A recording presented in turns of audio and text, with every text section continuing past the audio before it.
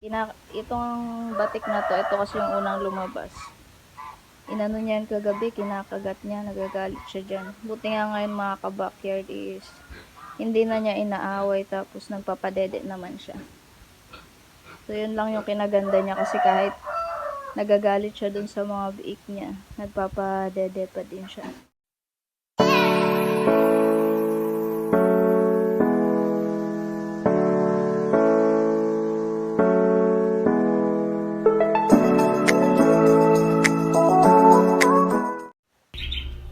So ngayon nga pala mga ka-backyard ay nanganganak na itong si Lucy. So kaninang umaga pa siya nagle-labor at ngayong 6 PM lang siya nag-start. Ayan.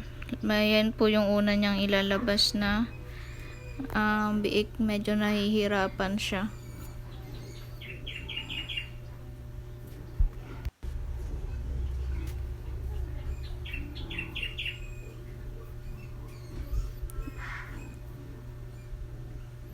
So, alay lang tayo mga ka-backyard habang nag-labor siya. At iwasan pala natin mga ka-backyard na hahawakan natin yung mga biik nitong mga bagong panganak nating native na baboy, kasi kadalasan is pag may naaamoy silang ibang amoy dun sa biik nila, inaaway nila yung mga biik nila. So mapapansin nyo mga ka-backyard, ayan, hirap na hirap siyang ilabas yung unang biik niya. At yung mga biik nga pala nito mga ka-backyard ay mistiso na. Dahil yung barako nga pala na sumampas sa kanya na si Luffy ay mistiso po. Kaya ayan, may kalakihan yung biik niya. Ayan ang unang nilabas niya mga ka-backyard. Batik. At ayan, kitang-kita mga ka-backyard, malaki yung biik. So ito ang kinaganda ng may nilagay tayong dayami mga ka-backyard, dahil ito yung magsisilbing magpapainit sa katawan ng mga bagong labas na biik. At hindi na natin pinunasan itong mga ka-backyard dahil kusa naman ang matatanggal yung madulas sa katawan nila. Matutuyo naman yan mga ka-backyard at matatanggal. So hinahayaan lang natin yan na ganyan. Pagkalabas sa inahin, titingnan lang natin kasi baka nga maipit. At ayan yung inahin natin, nag-aayos na naman siya. So ayan, buti na lang mga ka-backyard ay nakakuha tayo ng dayami at nailagay natin dito sa kulungan. Dahil kadalasan talaga mga ka-backyard, sa gabi umaanak yung ating mga native pig. Ayan, so sumusuksok yung mga biik dyan sa dayami. At ito na nga mga ka-backyard, hindi ko na na-videohan yung paglabas ng pangalawa at saka nung pangatlo. Ayan, yung huling lumabas mga ka-backyard, yung brown. At yung pangalawa naman is yung white, babae. Tapos itong dalawa na to is lalaki. Ayan, so ganyan lang yung ginagawa dyan mga ka-backyard. Ganyan lang yung ginagawa ko. Tapos nagpasuso na nga itong ating inahin. Mahaba yung biik niya mga ka-backyard dahil mistiso na nga.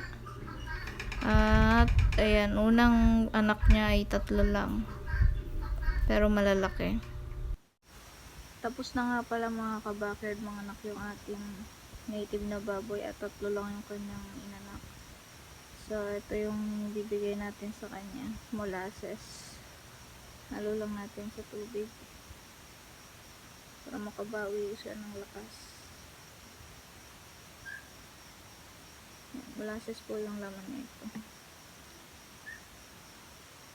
Halo lang natin, tapos lagyan natin doon sa kanyang kainan doon. So ayun mga ka-backyard.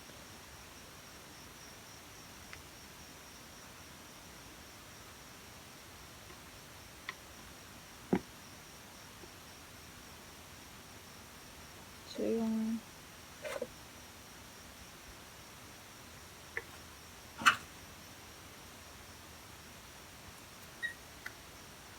ayun yung anak niya.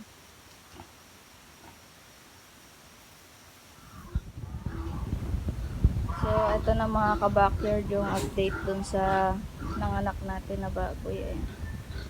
So, unang panganak niya mga ka-backyard, 3 lang yung kanyang inanak. At ayan na, ang lulusog po ng kanyang biik. At nahirapan po siyang ilabas yan. Kaya yung ari niya po is napunit. Yung kabilang side maga. Kaya kagabi, akala ko kakagatin niya itong mga biik niya kasi galit na galit talaga siya. Itong batik na to, ito kasi yung unang lumabas.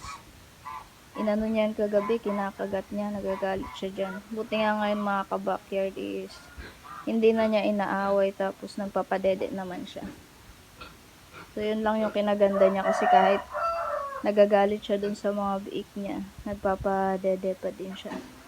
So mabilis lang tataba tong mga biik na to kasi 3 lang sila, tapos malakas naman yung gatas ng inahin natin. Ayan. Kung makikita nyo mga ka-backyard, ang lalaki ng biik niya. Yung sumampambara ko dito mga ka-backyard, mistiso. Kaya siguro ganyan yung biik niya, ang lalaki. Para na siyang sumpitan. At ang ganda ng kulay nito mga ka-backyard. Color brown siya. Kaso lalaki. Isa lang yung babae dyan, itong white. Ayan yung pangalawang lumabas. Tapos, ayun yung unang lumabas.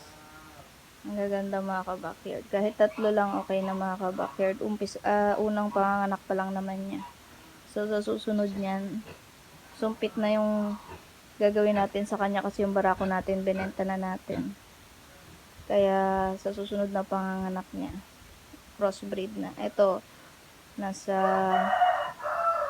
25% pa lang yung pagka-hybrid na itong mga biik kasi nga yung tatay niya mistiso. Yan. So, nilagyan ko ng ng dayami mga ka-backyard kasi malaking tulong tong dayami dahil malamig ngayon dito sa amin, lalo na kagabi malamig, at dyan sumuksok yung mga biik para hindi sila malamigan. So hindi ko na hinawakan yung mga biik mga ka-backyard, tiningnan ko na lang sila kung maiipit sila. So binantayan ko lang, hinayaan ko lang sila dyan magtanggal ng mga nila sa nguso, yung madulas. Yan, sila na nagtanggal nun. So, hindi ko na hinawakan, hindi ko na rin pinutulan ng pusod. Kasi hindi naman talaga ako nagpuputol ng pusod mga ka-backyard. Pag ganitong native pig yung alaga ko, hindi rin ako nagtatanggal ng ngipin nila. So, ganyan lang sila, as is lang. Ayan. So, yung mga lalaki dyan, titingnan ko kung merong magpapareserve ng panggawang bulog nila. Kung wala, ipapakapo natin to, tapos palalakihin natin, bebenta natin litsunin. Tapos yung babae, yan, yung isang babae na yan, baka gawin kong inahin yan. So, meron pa naman tayong isang mga anak na inahin, ayun. So, first timer din to, kaya kinakabahan din ako kasi baka mapunit din yung niya. So, nasampahan to nung barako natin na mistiso, tapos nag-reheat siya. So, sinumpitan ko ng hybrid. So, bantayan din to mga ka-backyard pag nanganak kasi baka mahirapan siyang ilabas. Yan. Malapit na rin to mga ka-backyard. Halos 2 weeks lang ata ang pagitan nilang dalawa. So, babantayan ko na rin yan. So, ito nakakabilib kagabi mga ka-backyard kasi kahit ang laki nung nilabas niyang biik, nakaya niyang ilabas. Yun nga lang, na maga yung kanyang ari. Pero nilagyan ko na ng betadine kasi naubusan ako ng quick heal at bibili pa ako mamaya ulit. Tapos lagyan ulit natin para mabilis maghilom yung sugat niya na napunit doon sa may-ari niya. Ang cute ng mga biik mga ka-backyard.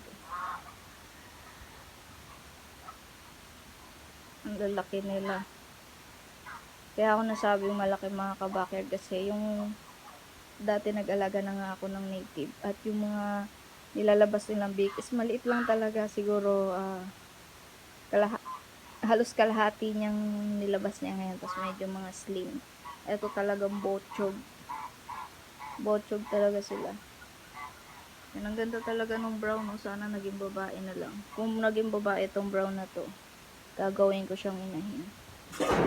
Kaso hindi siya naging babae, lalaki siya. Yan, napakaganda.